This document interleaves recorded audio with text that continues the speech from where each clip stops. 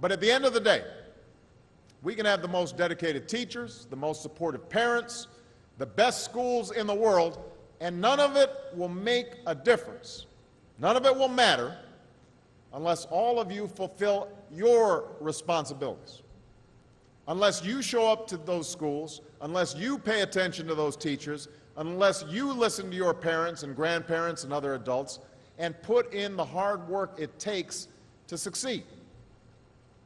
And that's what I want to focus on today, the responsibility each of you has for your education. I want to start with the responsibility you have to yourself. Every single one of you has something that you're good at. Every single one of you has something to offer. And you have a responsibility to yourself to discover what that is. That's the opportunity an education can provide.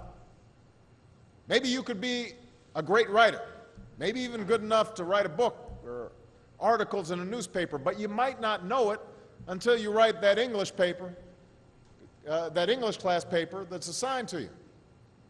Maybe you could be an innovator or an inventor, maybe even good enough to come up with the next iPhone or the new medicine or vaccine, but you might not know it until you do your project for your science class.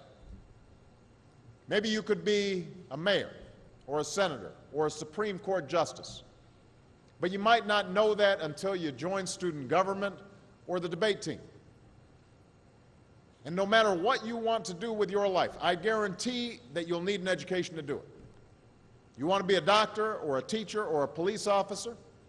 You want to be a nurse or an architect, a lawyer or a member of our military? You're going to need a good education for every single one of those careers. You cannot drop out of school and just drop into a good job.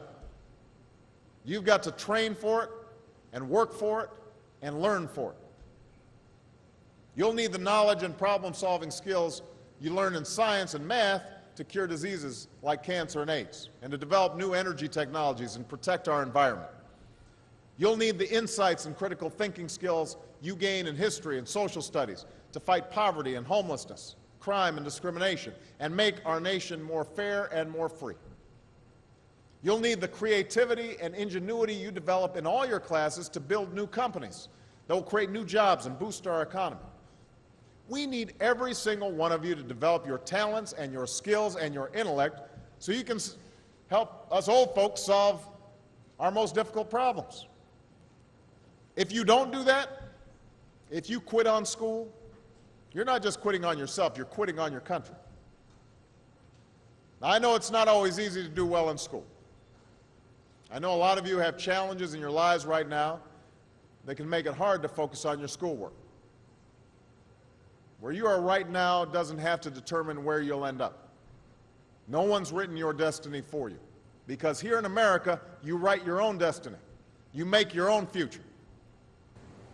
So today, I want to ask all of you, what's your contribution going to be?